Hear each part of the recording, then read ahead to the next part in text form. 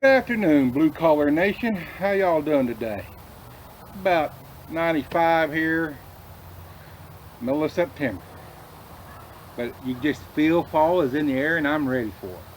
So today we're going to talk about something a lot of y'all had questions about, and that was how to sell your woodworking projects. How and where and how to market them, stuff like that. So you're going to want to stay tuned. Woodworking projects that sell. What to build that will sell. If I could tell you what that was, I'd be a rich man. I have no idea because you and I can build the same thing and try to sell it, and you could sell them fast as you can make them. I could have mine for 6 months or a year and not sell them. Same price and everything.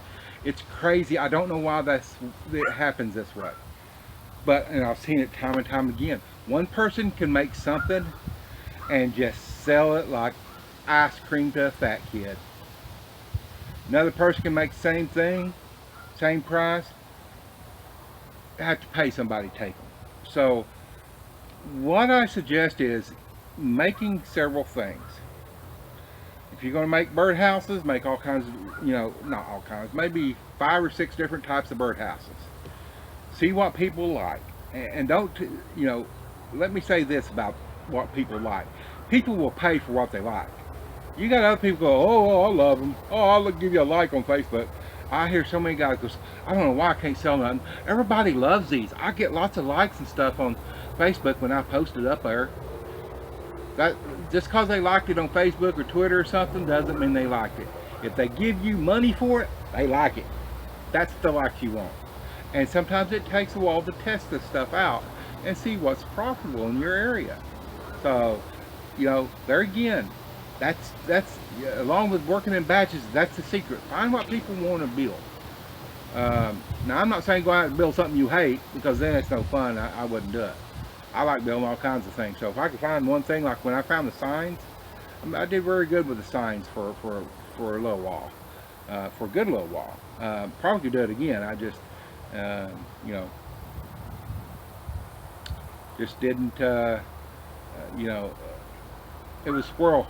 you know I'll get requests every once in a while. I'll build them, I will, but now I've moved on to other little stuff I like. So anyway, remember that, find what people in your area want and build that if it's fun for you. I'm telling you, get your stuff made early, post it. Get Wood Profits, take some of the advice in the book Wood Profits. If you wait till November to start making stuff, you might as well not even bother. You've waited too long. Because people are, I was just at Walmart today, they're putting the Halloween stuff out. And then they're going to, after that, it's going to be Christmas. So, and here it is, middle of September. So I'm telling y'all, that's one of the secrets, that when I had stuff made up during the summer, because the holidays you get busy, you just, plan to succeed. Another thing about this Wood Profits book I was telling you about.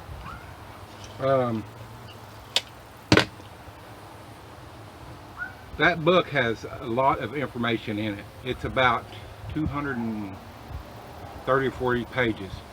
You want to check it out. I wrote a blog article on selling your woodworking projects. I'm linking to it here down below. So go ahead and check the article out. If you want a quick start guide, it's more or less a cheat sheet on how to get started quickly making money with your woodworking projects. I highly recommend it. It has a lot of information in it. And the freebies, the bonuses they throw in, like the 10 best small crafts that sell the, 10 things that sell the best small crafts. You get the business plan. What else you get? You get like 500 small craft plans. You get a lot, and I think it was like 30 bucks, something like that. Well worth it. Well worth it. If you're serious about making the money, either part-time, full-time, you need to check it out. Anyway, it's in my blog, links below. Go ahead and there's more information in my blog about making money with woodworking projects. Where to sell your stuff. Okay, that's always a discussion in and of its own. I can make a whole video on that, but like I said, that book Wood Profits really had some good ideas of not only where to sell your stuff, but how to sell it, how to market it. Um, when I made wood signs, I I tried Etsy. No go. Just couldn't move them on Etsy. I know other people there did great. Um, eBay, I actually sold quite a few through eBay, but the thing is, by the time you pay eBay fees and PayPal fees, you pay a lot of fees. You'd have to increase the cost of your signs to where they weren't that profitable. So now the thing is, what I did, I would keep those people's contact information, their email and stuff, and then you know, because if they buy one sign, a lot of times they know somebody else who wants a sign. So and that worked all right. My best was locally though, just word of mouth and Facebook. Flea markets, taken some to flea markets. We have a little street market here once a month.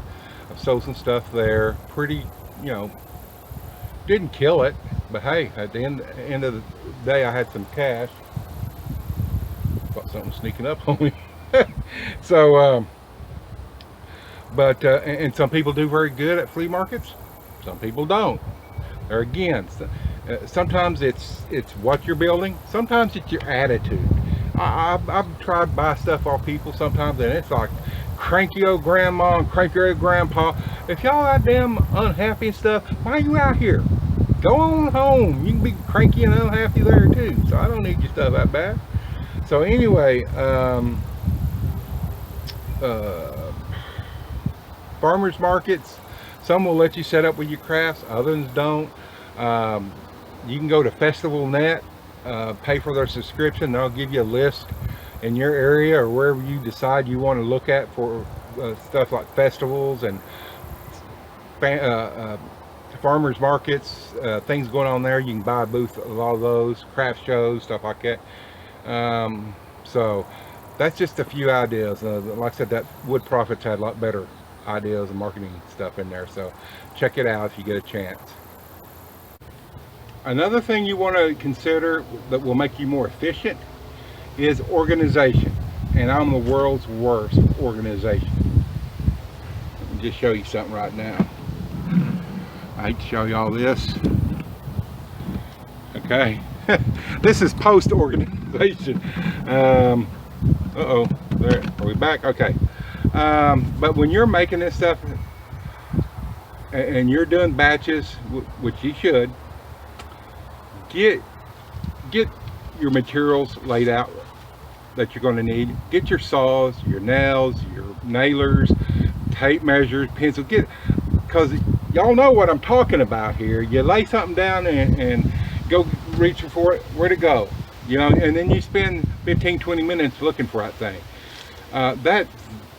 Those time bandits really, they eat your lunch on costs and everything. So get everything laid out.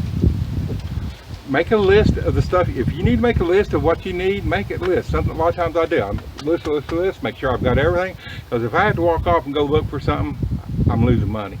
So that will save you a lot of money in the long run. That and doing batches.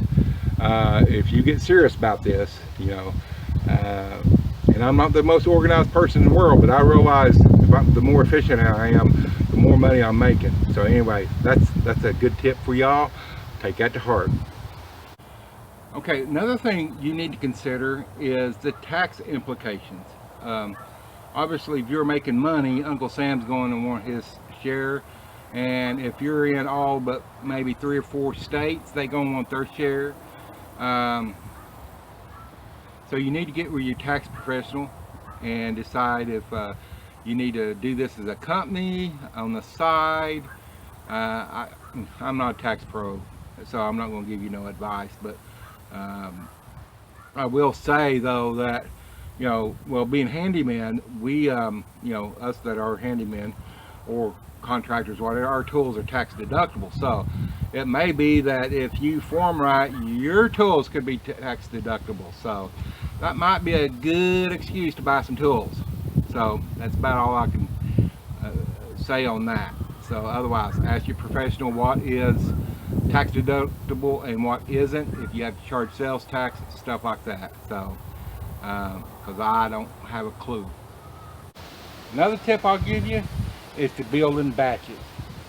uh, if you, let's take this birdhouse that I built. If I was to want to sell them to make money, and I went and I cut, put them in, take the board, put them on, mark them, take tape measure, mark them, cut one 9-inch board, take another tape measure measurement, mark my 9 inches, cut another one, taking 6 inches, try to, I could do maybe one an hour. But you take your miter saw, put stop blocks on it, at 9 inches, bam, bam, cut 2 of them, move to 6 inches, bam, bam, cut them. Or you would sit there and go, okay, how many birdhouses do I need to make? Let's say I need to make 10. Okay, I'm going to need 20 of the 9-inch pieces and 20 of the 6-inch pieces. And so you'll set up your table saw, you cut all the 9 inches, cut all the 6 inches, cut all the roofs, cut all the bottoms, stack them up, get everything where you need it, and you will be surprised at how fast you can assemble and build these things. Like I said, I can do anywhere from 4 to 6 an hour. Okay, at $15–20 each. Now the more sophisticated ones, the more elaborate ones, not so much. But still, basic birdhouse at $15 or $20 if they're cedar, times 5 or 6 an hour, that's pretty decent money. So keep that in mind. If you can at all on your projects, cut them in batches. Get your several ready to assemble at one time, and you'll be much more quicker and more efficient. Blue Collar DIY. Check the link below for the blog, for the link to the article on my blog about the how to make money with woodworking projects, and to the link to the Wood Profits book. And anyway, I'll catch y'all down the road. Donald, BlueCollarDIY.com.